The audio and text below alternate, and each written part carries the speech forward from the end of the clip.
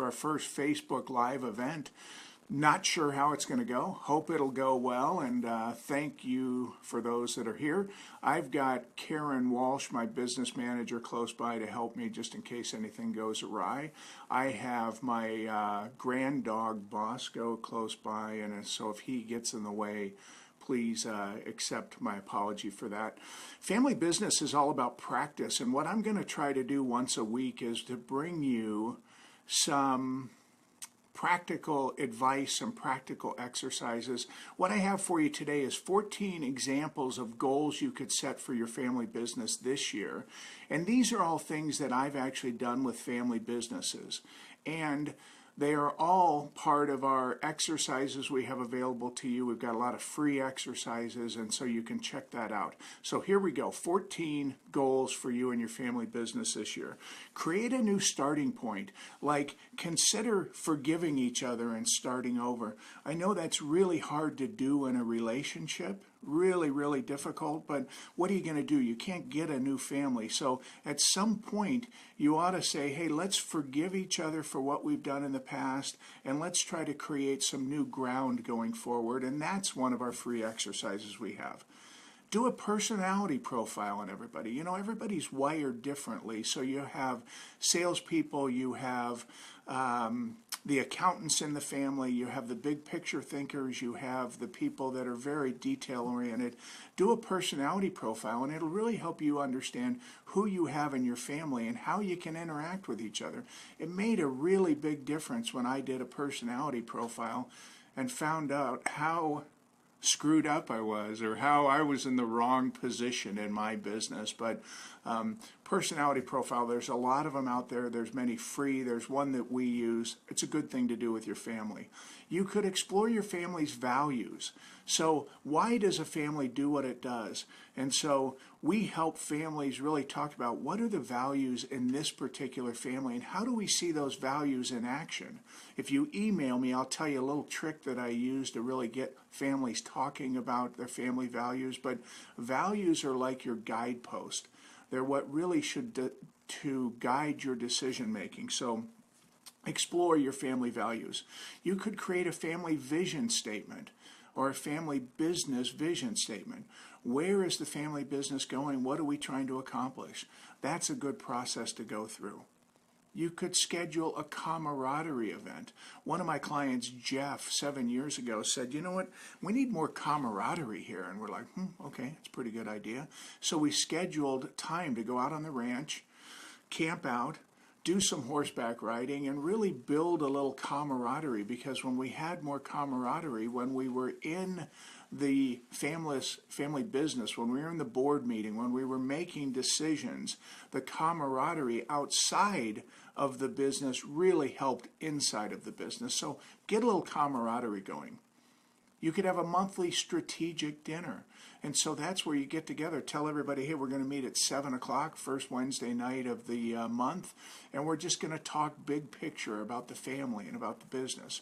My uncle and I have been going to dinner together every Wednesday night or every other Wednesday night for about 25 years. It's given us a chance just to talk about things, support each other, get into some big picture conversations, so you could plan a monthly strategic dinner.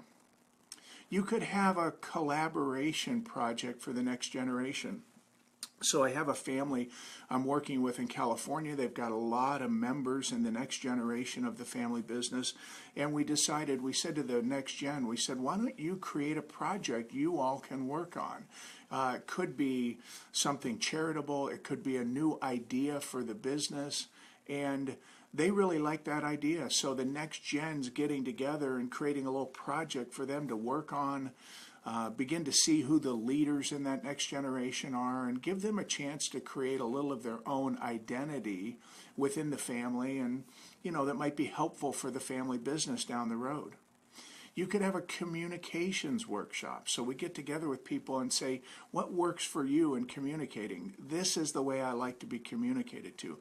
This is what works for me and not works for me. Is that right? Darn it, I had to do that right in the middle of the communication thing. So yeah, have a communication workshop. You get the idea. Talk about what works for each other. have a conflict style workshop.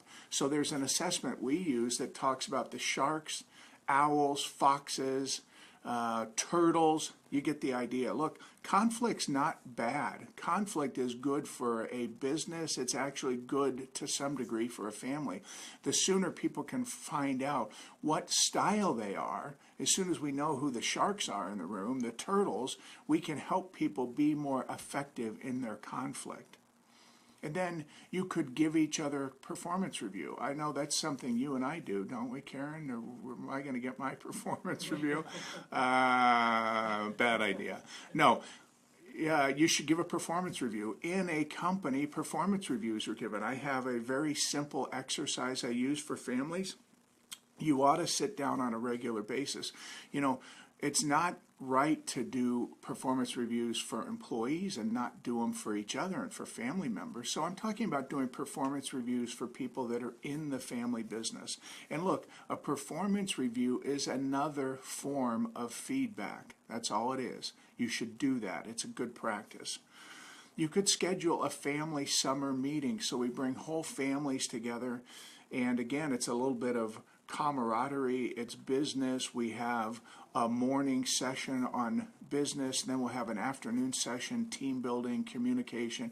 It's really a good thing to do, and we've got some of them scheduled already for this summer with some of our family clients. But again, you can do that. We can give you the tools and the recipe to do that on your own, or we can help you with that.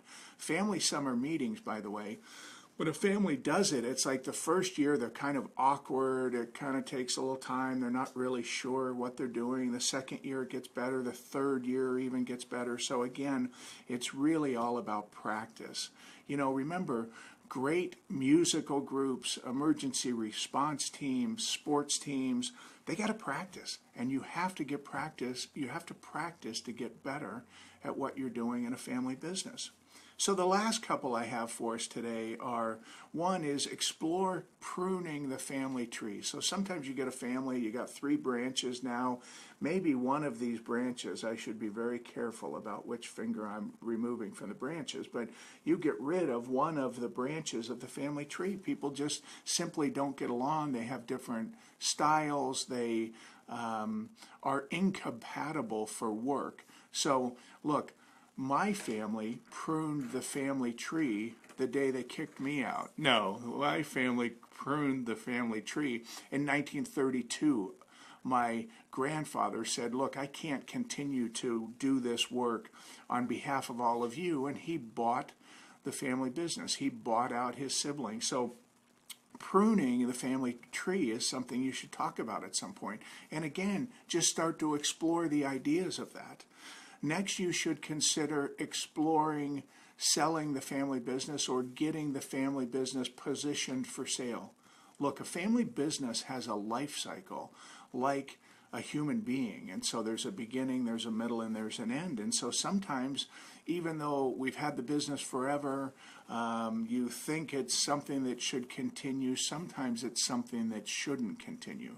Our family business, Walsh Brothers, was sold in 2007 after 89 years in business, and it was a very difficult thing. It was a sad thing in many ways, but it was also the right thing for the family. That business had had a great run, and it was time for somebody else to take and build the next chapter. So that's it for today. 14 ideas for family businesses. I'd like you to come back. We're going to be doing this every Thursday. Send us any questions you have, any feedback. Tell friends if you could. Do we have anything else to do today, boss? I think we're good. Good. Hey, listen, remember, you gotta practice if you're going to play to your potential. So I hope you'll come back and see us again. I hope you'll send us some questions, and thanks for being here. And now I guess we're going to go not live. You want to turn us off?